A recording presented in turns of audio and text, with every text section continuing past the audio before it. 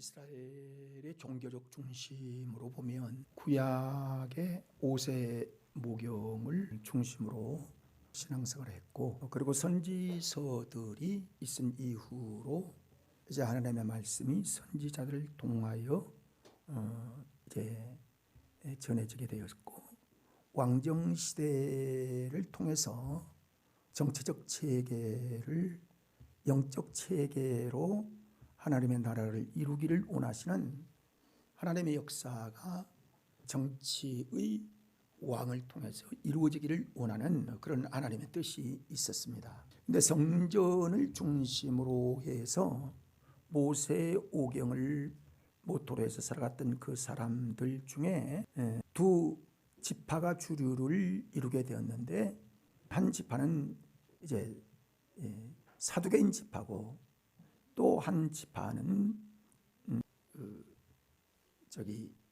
무슨 지파냐면 사도 바울이 속한 바리새인 지파입니다. 바리새인 지파는 우리가 믿는 지금 우리와의 신앙관이 비슷해요. 다만 예수 그리스도를 인정하지 않은 거예요.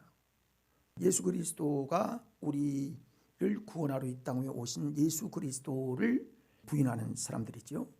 그러니까 사도 바울이 부인하다가 예수를 다메섹 도상에서 만나고 예수를 인정하게 됐고, 예수의 제자가 되어서 아시아의 7 교회의 선교사가 되어 이방인의 복음을 전파했던 그런 분입니다. 이 바리새인 지파는 예수님의 부활도 믿고, 전통적으로 쭉 내려오는, 그리고 장래의 천국도 믿고 천사도 믿고 그랬어요.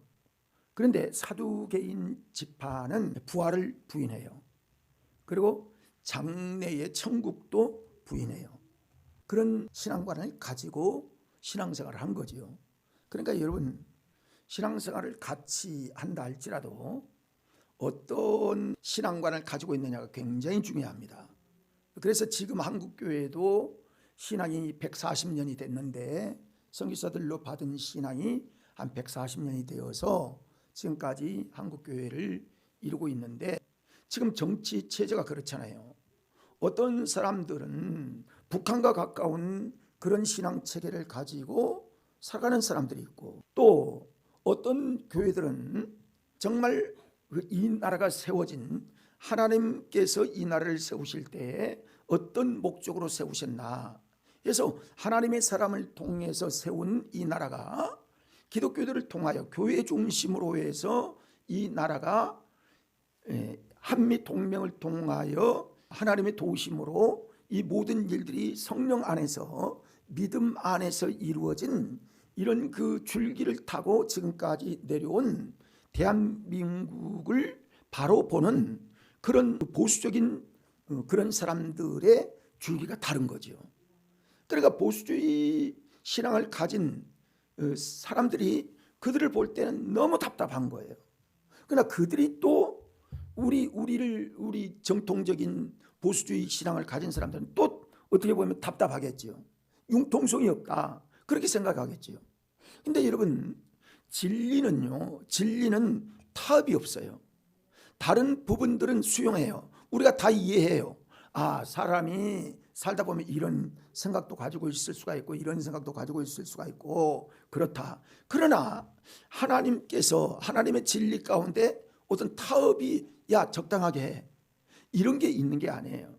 믿음은 그래서 전통을 지키고 진리를 지키는 거예요. 그래서 믿음으로 서기만 한다면 우리가 마음이 굉장히 편안하죠.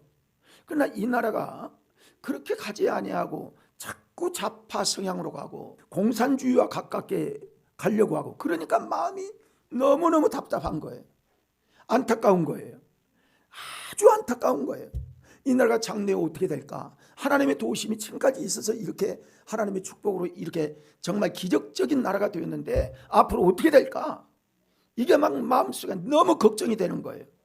여러분, 그래서 우리가 기도하는 거죠. 그래서 우리가 4월 10일 날 투표를 잘해야 되겠죠. 그래서 그러는 거예요. 여러분, 그 마음이 있기 때문에 정말 깨어있는 의식이 있는 사람, 목사님들은 그걸 강조하는 거예요. 교회에서 강조를 하는 거예요. 그게 무슨 왜 정치 얘기야. 정치 얘기가 아니라 다른 얘기라 할지라도 하나님 중심으로 바로 서는 모든 체계가 되기를 원하는 것이 주의 백성들의 마음이고 주의 종들의 마음 아니겠습니까? 그래서 여러분, 우리가 바로 세워져야 하는데 사두개인들은 부활이 없다. 그래서 그 부활이 없는 일에 대하여 그들은 오늘 말씀을 통해서 예수님께 질문하는 거예요. 어떤 질문을 하냐면 자기가 부활이 없는 것을 합리화시키고 그것을 어떤 바리새인과 예수님과의 관계를 멀어지게 하기 위한 그런 방법으로 인해서 어떤 얘기를 하느냐면 대개 결혼에 대한 이해를 그들이 하지 못하고 이 질문을 예수님께 하는 겁니다. 예수님, 한 가정의 율법에 의하면 첫 아들이 장자가 아내하고 결혼했는데 자식을 두지 못하면 둘째에게 들어가서 둘째 자기 제수에게 들어가서 아들을 낳게 하고 그 아들 첫 번째 낳은 아들을 장자의 이름으로 그 장자의 후손이 되게 하고 그 다음에 둘째부터는 자기 아들이 되게 하는 것이 율법이 말하는 대개 결혼 방법인데 이렇게 해서 7 아들이 있는데 다 그 모양으로 해서 아들을 낳지만 아들을 낳지 못한 DNA가 있어서 그런지 어쩐지 모르지만은 이렇게 해서 살았는데 다 남자들도 죽고 여자들도 죽고 그랬는데 그러면 부활이 있으면 부활 후에는 누구의 아내가 됩니까? 이 사람도 살고 7명을 다 살았는데 누구의 아내가 되겠습니까? 라고 예수님께 묻는 거예요. 그러니까 예수님이 너무 어처구니가 없었겠지요. 그러면서 예수님이 말씀하기를 너희가 성경을 이해하지 못하고 있다. 그리고 하나님의 능력도 너희가 오해하고 있다. 부활 때에는 지금 있는 세상에서는 남자 여자와 결혼해서 아들을 낳아서 번성하게 하신 하나님의 원리대로 생물학적 원리를 하나님이 주셔서 가정을 점점 늘리게 하고 그래야 된다. 이게 창대케 되신 하나님의 은혜다. 근데 지금 결혼 안 하려고 그러니까 어때요? 막 줄고 있죠. 그래서 0.67% 되었던 게 요즘 와서 0.55%까지 또 떨어졌다는 거예요. 그러면 두 사람이 결혼하면 아이를 두 사람 낳아야 현상 유지 되겠죠. 그렇죠? 그래야 인구가 줄지 않고 그대로 유지가 될 거 아니에요. 근데 둘이 결혼도 안 하려고 그러고 낳지도 않고 4명, 2명 중에 0.5면 뭐예요 이게? 네 쌍이 결혼해서 한 아이가 날 정도밖에 인구가 증가가 되지 않으니 이 나라가 어떻게 되겠느냐? 나게 우리가 이제 심각한 생각을 하게 되는데요. 이들은 부활 때에 누구 아내가 되고 누구 남편이 되겠느냐? 다시 말하면 그 부활 때의 모습을 예수님께서 제자들에게 그리고 이 사람들에게 가르치기를 원하신 거죠. 다시 말하면 부활 후에는 이 하나님께서 주신 아담과 하와 즉 남자와 여자를 통해서 그들이 한 몸이 됨으로 자녀를 낳고 그 다음에 후손이 늘어나는 이 방법이 그쳐지고 그 하늘나라의 부활의 몸으로 천국에 올라가면 시집 장가가는 이 어떤 사회적인 제도가 완전히 떠나가게 되고 죽은 자의 살아계시는 하나님의 역사와 하나님의 통치만 있는 그 세계가 될 것을 예수님께서 말씀하고 있는 것입니다. 자, 그래서 오늘 이제 부활주일에 누구의 아내가 된다는 이런 그 제목으로 제가 이제 그 말씀을 통해서 우리가 조금 더 다른 부분을 깨닫는 그런 말씀을 전하기를 원합니다. 그래서 예수님이 그러시는 거예요. 사두개인들은 성경과 하나님의 능력을 알지 못하고 오해해서 부르는 이 부활의 얘기를 그들이 하고 있다는 것을 우리가 인식하게 되어지는 것입니다. 그래서요 29절을 보면 그렇게 말씀을 하지요. 너희가 성경도 하나님의 능력도 알지 못하는 거로 오해하였도다.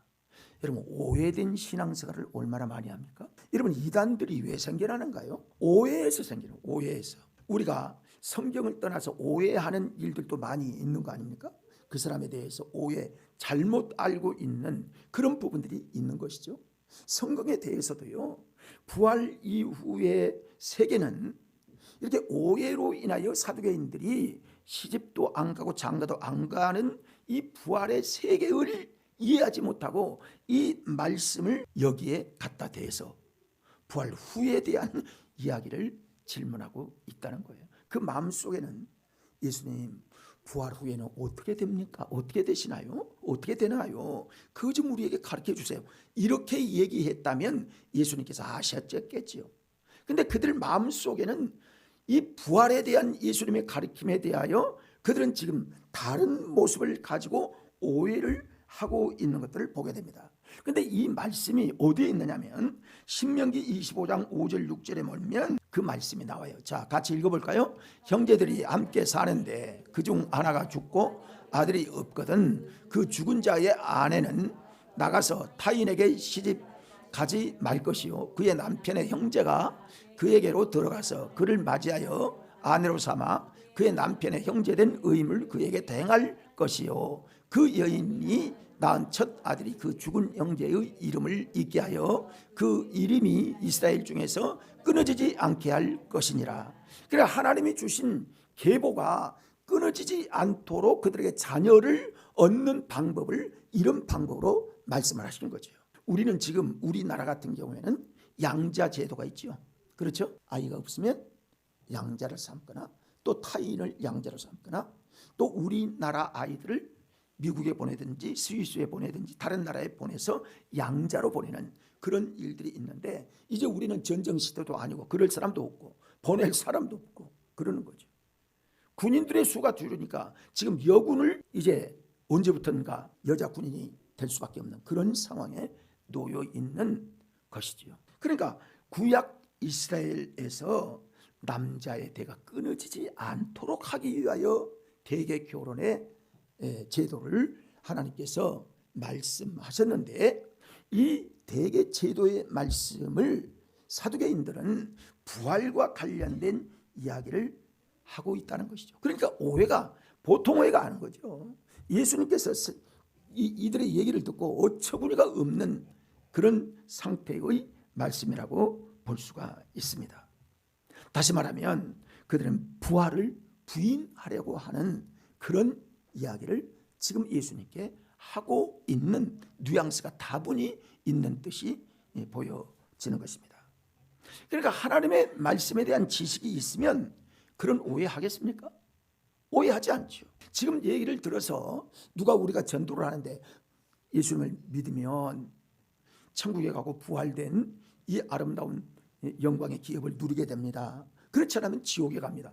이런 얘기 한다고 하면 그들이 모르고 오해하니까 그런 게 어디 있어. 인간은 그냥 자연적으로 난 거고 세상은 자연적으로 있는데 뭘 창조가 되어지고 무슨 뭐 누가 뭐 우리의 조상은 우리 대한민국의 조상은 그 아담으로부터 시작한 것이 아니라 당군으로부터 시작된 것이라고 얘기하고 있는데 뭘 그런 걸 얘기를 해. 그래 이 세상이 어떻게 창조됐는지 아니면 그냥 자연적으로 생겨났는지 이런 걸 전혀 모르는, 다시 말하면 학교에서 배운 거는 어떤 뭐 생물학적인 그런 부분, 유전으로 인하여 와지는 그런 부분만 배웠기 때문에 이 창조의 역사를 전혀 알지를 못하는 거죠.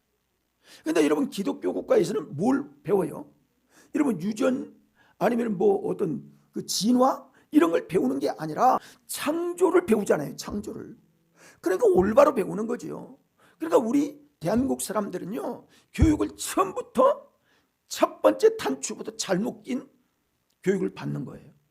그러니까 그것이 만약에요 교육계의 처음부터 창조론에 대하여 우리가 공부한다면 엄청나게 좋은 영향력을 받는 토양에서 우리가 신앙생활을 할 수 있겠죠. 그러니까 대단히 중요한 겁니다. 뭐 이거 우리가 쉽게 바꿀 수는 없기 때문에 우리 예수를 믿는 사람들로부터 어떻게 인간이 어떤 시초로부터 이루어졌느냐 하는 것은 진화로가 아니라 하나님의 창조로부터 이루어진 이 역사를 우리가 깨닫게 되어지고 그걸 확신하면서 첫 단추를 하나님으로부터 시작을 해야 한다는 거죠.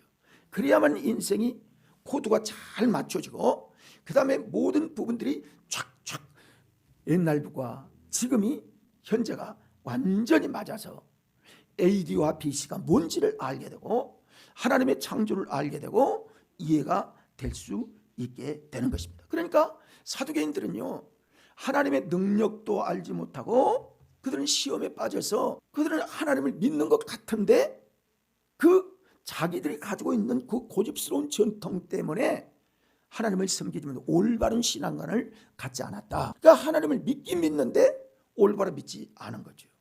참 안타까운 거죠. 그래서 그 일들을 지적하고 있습니다.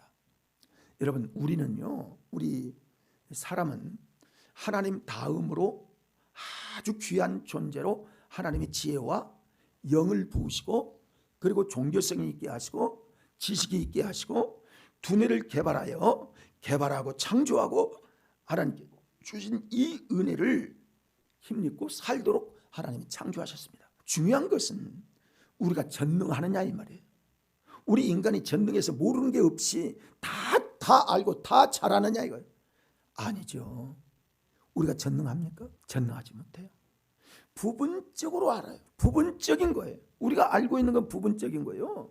우리가 또 우리의 수명도 영원한 것이 아니라 잘해야 100살 그 이전에 죽고 그런 거예요. 우리가 이만큼 부자가 됐으니까 뭐 57세 평균 나이에서 지금은 한 8, 90세가 된 거는 엄청나게 부자가 되었다는 사실을 이 수명으로부터 알게 됩니다. 대단한 거죠. 여러분, 우리가 왜 예수를 믿습니까? 우리의 구원이 죄로부터 시작되었던 우리의 영적인 타락에서부터 우리가 구원받지 않고서는 하나님의 은혜를 힘입지 못하고 하나님의 유업을 받을 수가 없기 때문에 우리가 예수 믿는 거 아니에요? 그리고 우리가 왜 기도합니까?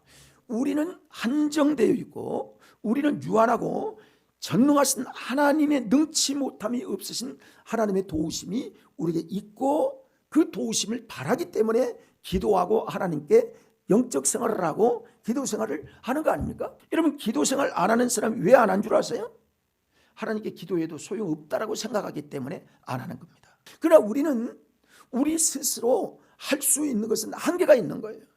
여러분, 내일 일을 어떻게 알아요? 생각대로 됩니까?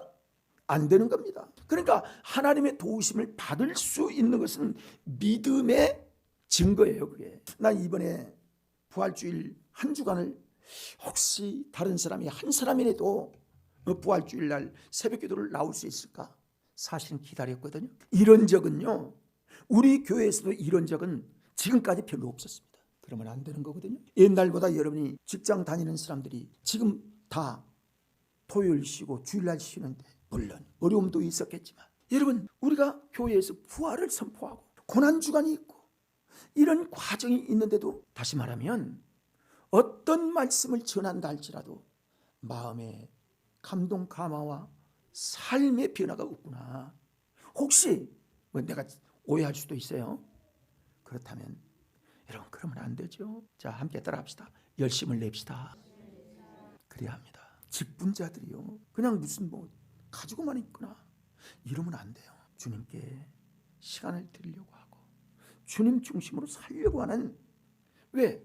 우리는 유한한 존재니까 무한하신 하나님, 전능하신 하나님의 은혜를 구해야 되지 않겠어요? 여러분, 사람이 아쉬울 때만 하나님을 찾나요? 그럴 수도 있어요. 그러나 우리가 하나님의 성령의 은혜를 힘입었으면 부활의 그 은혜를 힘입고 또 하나님이 주신 그 영광의 은혜를 고백하고 이러는 것이 우리 인간의 본분 아닐까요? 하나님은 전능하신 하나님께 우리의 중심을 드리는 삶이 필요한 거예요. 이게 마땅히 그리스도인들이 가져야 할 삶인 것입니다. 여러분, 우리가요, 전능하신 하나님께서 하나님의 진리의 말씀으로 내가 부활이요 생명이니 나를 믿는 자는 영원히 살겠고 분명히 주님께서 약속하신 말씀이 있어요. 이 은혜의 때를 우리에게 주신 하나님의 은혜로 우리가 받는다면 전능하신 하나님의 말씀에 따라서 우리가 100% 살기는 쉽지 않지만 그러나 여러분, 우리에게 주신 은혜를 따라 사는 게 마땅하지 않을까요? 만약에 우리가 일자리에 가서 5시부터 나와 하면 내가 그 자리에 안 가겠습니까? 안 갈 사람이 있습니까? 아마 돈 때문에 안 갈 사람이 별로 없을 거예요. 하나님의 은혜가 우리에게 임하기를 원한다면 하나님께 구하고 하나님의 은혜를 의지하여 하나님을 가까이 하는 우리 중심이 되어지기를 하나님은 원하시고 계시는 겁니다. 근데 사두개인들은 성경을 이해하지 못한 거예요. 지식의 부족에서일 수도 있고 이 부활의 진리를 알지 못해서 그럴 수도 있었을 것입니다. 하나님의 전능하신 하나님의 은혜, 부활을 의심했고 가르쳐주신 그 진리에 대하여 그들은 이해하지 못하는 부분들을 우리에게 보여주고 있어요. 여러분, 우리에게 주신 이 부활의 능력은요, 성경에서 주신 이 기독교의 아주 기본적인 이 교리 중에 핵심적인 교리가 나를 위하여 피 흘려 십자가를 지신 예수 그리스도를 믿음으로 구원을 얻는 것, 성령의 은혜로 우리가 변화되어서 성령의 가르침을 받는 것, 그리고 부활의 역사, 이것들은요 기독교의 3대 핵심적인 교리가 아닐 수가 없는 것입니다. 그런데 이걸 인정하지 않고 모르고 있는 이 사두개인의 모습을 보면 안타깝고요, 우리도 역시 마찬가지예요. 관심을 기울이지 않거나 하나님의 말씀에 관심을 기울이지 않거나 아니면 세상 것에만 따라 산다면 이 신앙의 승리를 얻을 수가 없다는 사실을 우리에게 교훈해 주고 있습니다. 자, 그래서요, 부활의 몸은 우리 지금 가지고 있는 현재의 몸과 부활 후에 천국에서 이루어진 상황이 완전히 다르다는 사실을 우리에게 다시 한번 인식시켜 주고 있습니다. 그래서 부활 후에 7명의 형제들의 누구의 아내가 되겠느냐 하는 것은요, 부활 때에는 시집도 장가도 안 가고 천사들과 같이 되어지는 이 하나님의 다른 세계, 즉 부활 후의 세계관에 대해서 그들이 인식하지 못하고 믿지 아니한 부분들로 말씀하고 있어요. 우리 30절을 보면 부활 때에는 장가도 아니가고 시집도 아니가고 하늘에 있는 천사들과 같을 것이다 라고 말씀합니다. 신비한 5절에도 말씀을 했는데요, 신비하고 영원한 신령한 몸이 될 것을 말씀하고 있어요. 다시 말하면 지금 세상을 살아가고 있는 세계와 세상과 하나님께서 우리가 천국으로 올림받는 부활체로부터 말미암아 천국으로 올림받는 그 천국의 세계는 완전히 다르다는 거예요. 완전히 다릅니다. 성경은 천국에는 슬픔, 이별, 고통, 죽음, 이것들이 다 사라진 상태라 이렇게 말씀합니다. 천국에는 눈물도 없고 고통도 없고 질병도 없고 죽음도 없고 두려움도 없고 완전히 모든 이 땅 위의 모든 것들이 다 사라진 후에 하나님이 약속하신 부분을 우리가 영원토록 누리겠다고 말씀하십니다.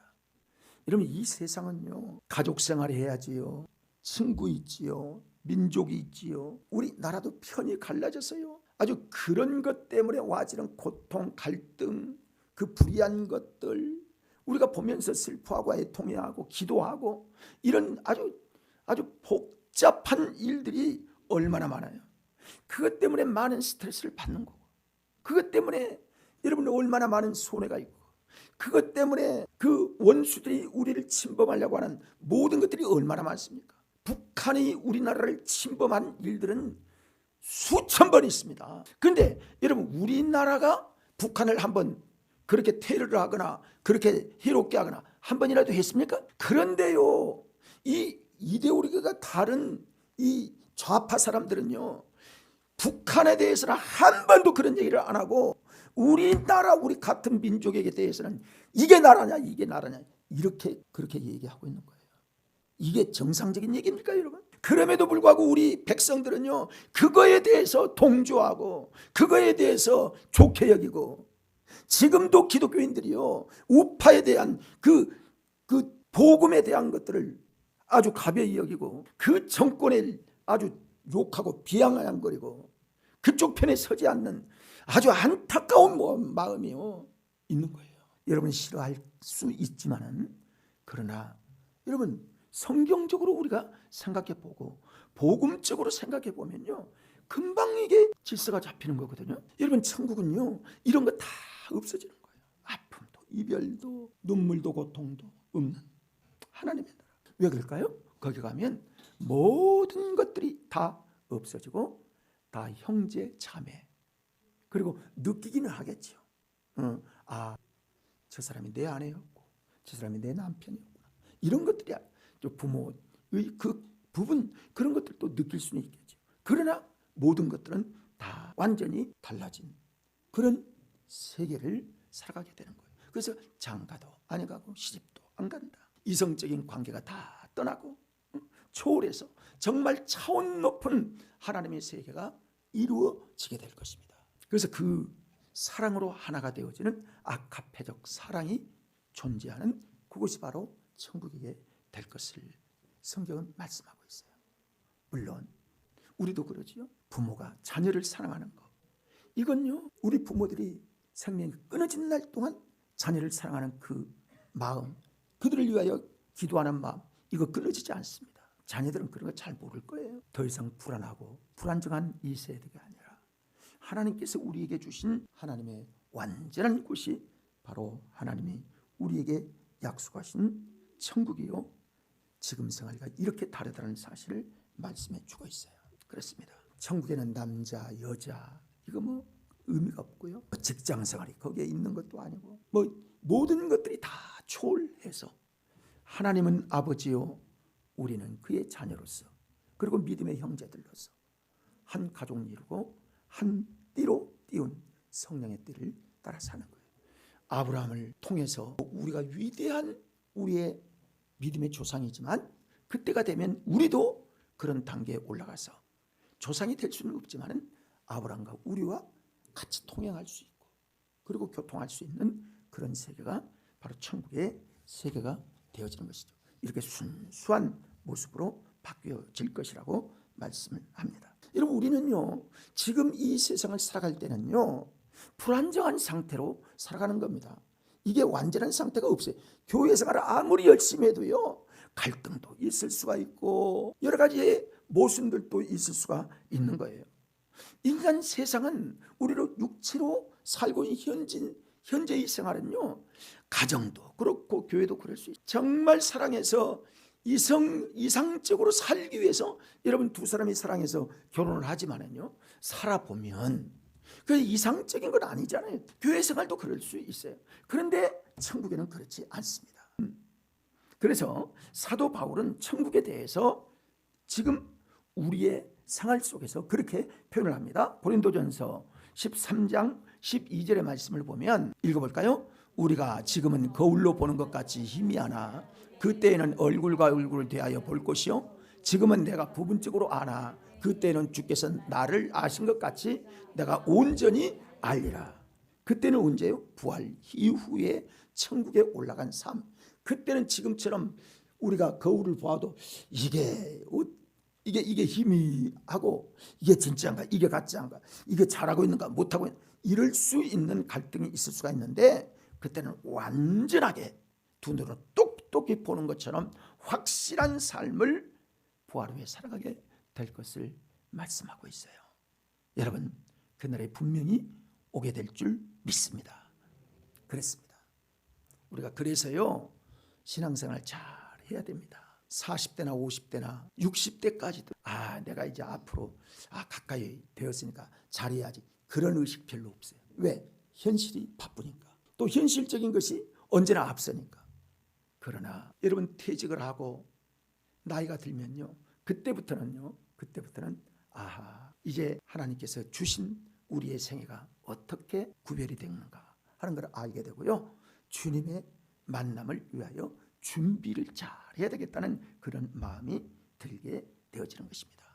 사랑하는 여러분, 이 숨은 비밀의 은혜가 우리에게 확신되어지는 부활주일 되기를 원합니다. 하나님은 살아계신 하나님이라는 사실을 또 우리에게 교훈해 주고 있어요. 정말 중요한 부분인데요. 자, 여기 보면 본문 보면 31절 32절의 말씀을 보면 죽은 자의 부활을 논할진대 하나님이 너에게 말씀하신 바 나는 아브라함의 하나님이요 이삭의 하나님이요 야곱의 하나님이로다 하신 것을 읽어보지 못하였느냐. 하나님은 죽은 자의 하나님이 아니요 살아있는 자의 하나님이시니라 하셨습니다. 예수님께서요 인용하신 말씀은 출애굽기 3장 6절을 인용하여 말씀하여 주고 있어요. 자, 띄워보세요. 또 이르시되 나는 내 조상의 하나님이시니 아브라함의 하나님 이삭의 하나님 야곱의 하나님이시니라 이니라. 모세가 하나님 뵙기를 두려워하여 얼굴을 가리매 그랬어요. 이 말씀은요 예수님께서 모세가 이제 애굽을 사람을 죽이고 피하여 가다가 미디안 광야에 가서 장인을 만나지요. 그 이드로 장인 집에서 살고 있을 때 양을 치고 있을 때 호렙산을 올라가게 됩니다. 호렙산에 이끄신 하나님께서는요 산 끝에 불이 붙었는데 불이 더는 번져지지 않고 거기서만 계속 타고 있는 것이 너무나 이상해서 모세가 거기에 올라갑니다. 그랬더니 하나님의 말씀이 이곳은 거룩하니 너의 신을 벗으라 라고 말씀하세요. 그래서 더 가까이 갑니다. 그때 하나님께서 말씀하십니다. 나는 아브라함의 하나님이요 이삭의 하나님이요 야곱의 하나님이라. 이 말씀을 우리 조상 아브라함의 하나님 이삭 야곱의 하나님이시라는 그런 뜻인가? 이런 말씀을 하시는 거예요. 그런데 이 말을 모세가 받고 이 말씀을 예수님께서 지금 그 말씀을 구약의 말씀을 인용을 하시는 거예요. 그럼 어떤 말씀을 인용을 하시냐면 하나님은 살아계신 하나님이시다. 그리고 이 사람들 아브라함과 이삭 야곱의 하나님은 살아계신 하나님인데 여러분 사실은 모세로부터요 아브라함은 이미 500년 전에 죽은 사람입니다. 그리고 야곱도 400년이 죽은 지 400년이 됐어요. 그런데 예수님께서 이 말씀을 인용하면서 하나님은 아브라함의 하나님이요 이삭의 하나님이요 야곱의 하나님인데 살아계신 그들이 지금도 살아있다는 사실을 말하고 있는 거예요. 그러니까 예수님이 그 말씀을 인용하는 것입니다. 그러니까 예수님께 500년 전에 있었던 사람들이 지금도 살아있다는 사실을 오늘 우리에게 말씀하고 계시는 거예요. 다시 말하면 이 말씀은 어떤 말씀이냐면 부활이 있고 그 부활에 따라서 천국에 이사한 사람들이 지금도 그곳에 살아있다는 거예요. 그 얘기를 지금 하고 있는 거예요. 그 말씀을 우리는요 잘 이해가 안 되는 거예요. 근데 그 말씀을 지금 사두개인들에게 말씀을 하고 있는 거예요. 자, 그러면 예수를 믿고 죽은 사람들은 영생의 부활에 이끌려서 천국에 지금 아브라함과 이삭과 야곱처럼 살아가고 있다는 사실을 분명하게 말씀하셔서 나는 살아있는 하나님이다 를 하나님 말씀하시는 거고요. 그 다음에 예수 믿지 않는 사람들도 그 사람들도 지금도 부활로 이루어져서 첫째 부활에 참여한 사람은 복 있는 사람들인데 그 사람들은 지금 아브라함과 이삭과 야곱처럼 천국에서 살아가고 있고 하나님을 믿지 아니하고 하나님을 의지하지 않고 하나님 따라 살지 않는 사람도 둘째 부활에 참여해서 살아가고 있는데 살고는 살아가고 있는데 어디에서 살아가고 있냐면 지옥에서 지금 살아가고 있다는 거예요. 이걸 지금 말씀하고 있는 거예요. 그 사람은요 하나님이 이 세상을 창조하실 때 영원 불변에 영원토록 살도록 하나님이 인간을 창조하셨습니다. 그런데 어떻게 살아가느냐가 완전히 다른 거예요. 지옥에서 살 것인가 천국에서 살 것인가. 예수 믿고 첫째 부활에 참여해서 예수님의 열매로 살아갈 것인가 사탄이 배반한 그 뒤를 따라 영원토록 지옥에서 살 것인가 완전히 다르다는 거예요. 어디에서 살고 싶으세요? 여러분 100% 천국에 살아가기를 소망합니다. 그러기 위해서 우리가 신앙생활을 하는 거예요. 그런데 신앙생활을 이상하게 하고 했다 말았다 하고 믿는 것 같기도 하고 아닌 것 같기도 하고 이러면 안 되죠. 이러면 안 되는 거예요. 왜? 하나님은 살아계시니까. 지금도 우리의 믿음의 열조들이 거기에서 다 살고 있다는 사실을 알고 있기 때문이에요. 예수를 믿지 않는 사람 지금도 그곳에 살고 있어요. 여러분 마태복음 16장의 말씀을 보면 부자와 나사로를 통해서 그랬잖아요.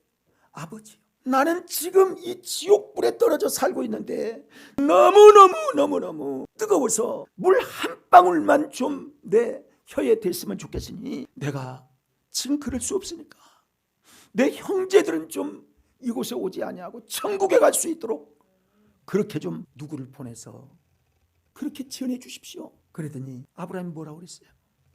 나는 갈 수도 없고 지금 거기에는 전도하는 사람들도 있고 교회도 있으니까 그 사람들이 말을 들으면 예수 믿고 구원받아 지옥에서 천국으로 옮겨지는 부활의 역사가 있을 것이고, 그렇지 아니하면 지옥으로 갈 수밖에 없는 이 일이 지금 지상에서 이루어지고 있다 우리에게 보여주는 거예요. 사랑하는 여러분, 우리 잘 선택했다는 사실을 안다면 주님 뜻대로 살아야 되겠죠. 주님 믿는 것처럼 믿어야 합니다. 정말 주님을 신뢰해야 합니다. 그래서 누가복음 20장 38절의 말씀을 보면 하나님은 죽은 자의 하나님이 아니요 살아있는 자의 하나님이시라. 하나님에게는 모든 사람이 살았는지라. 그래서 모든 사람이 살았는지라. 이건 뭐예요? 천국에서 살아있는 사람이 있고 지옥에서 살고 있는 사람이 있다는 거예요. 이걸 말씀해 주고 있어요.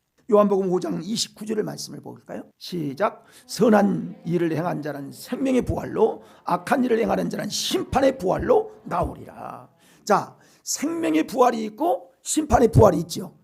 부활은 뭐예요? 지금 살았다는 있는 거예요. 다시 살았다는 거예요. 심판의 부활로 있는 사람이 있고 생명의 부활로 있는 이 두 그룹이 반드시 있다는 거예요. 그 중간도 없고요. 그러니까 우리는 하나님께서 생명의 부활로 우리를 이끌어 주셨으니 우리가 생명의 부활의 역사를 끝까지 믿음을 지켜 생명의 구원의 은혜를 힘입도록 해야 되지 않겠어요? 그래서 주의 일에 힘쓰라고 말씀하시는 겁니다. 아무렇게나 살아가도 돼, 네 마음대로 살아가라고 하시래요? 성경이 그런 게 어디 있어요? 성경에는요, 죽었다고 사망, 죽음 이런 것들은 표현은 사람의 육체가 죽어서 죽었다라고 얘기도 하고 사람의 육체가 죽어서 사망했다고 얘기를 하지만 지옥에 간 사람들은 심판의 부활로 나온 사람들이고 천국에 간 사람은 생명의 부활로 나온 사람들이라고 말씀하고 있기 때문에 두 그룹이 똑같이 살아있다라고 하나님은 말씀하시는 거예요. 그 어떤 삶을 원하느냐, 지옥에서 삶을 원하느냐, 천국에서 삶을 원하느냐, 이게 우리 주님의 부활을 본받아 살아가는 사람들이 반드시 가져야 할 우리의 신앙의 노선이라는 사실을 여러분 아셔야 합니다. 왜? 인간은 영원한 존재이기 때문에 그렇습니다. 요한계시록 20장 5절의 말씀을 볼까요? 자, 시작. 그 나머지 죽은 자들은 그 천년까지 되기까지 살지 못하더라. 이는 첫째 부활이라. 그 다음에 이 첫째 부활에 참여하는 자들은 복이 있고 거룩하도다. 둘째 사망이 그들을 다스리는 권세가 없고, 자, 더 읽어봐요. 이 첫째 부활에 참여하는 자들은 복이 있고 거룩하도다. 둘째 사망이 그들을 다스릴 권세가 없고 도리어 그들이 하나님과 그리스도의 제사장이 되어 천년 동안 그리스도와 더불어 왕노릇하리라. 그렇습니다. 둘째 사망이 반드시 있다는 거예요. 사랑하는 여러분, 누구나 다 부활하겠지만 천국으로 부활을 하느냐 아니면 지옥으로 부활을 하느냐, 완전히 심판의 부활이 다르게 나타나는 것입니다. 부활은 영원한 하나님의 축복이에요. 지옥은 여러분 성경이나 여러분 누구를 통해서 지옥 갔다 나왔다는 사람 한 번이라도 들어보기나 했습니까? 영원한 불못이요, 영원한 불못. 연탄불에 단 1분만이라도 손가락을 넣어봐요. 여러분, 이게 사람 살겠습니까? 그래서 우리를 구원하신 하나님의 은혜가 얼마나 귀하고 감사한데, 이 은혜가 이 부활주일에 다시 한번 우리에게 확신되어서 하나님의 영광을 위해 사는 우리의 남은 생에 되어야 될 줄 믿습니다. 영광스러운 부활에 다 참여하기 위하여 하나님의 이름을 높여드리고 하나님의 원하시는 믿음의 삶 잘 지켜나가는 우리 모두 되기를 주님의 이름으로 축원합니다. 그 은혜가 우리 모두에게 임하기를 바랍니다.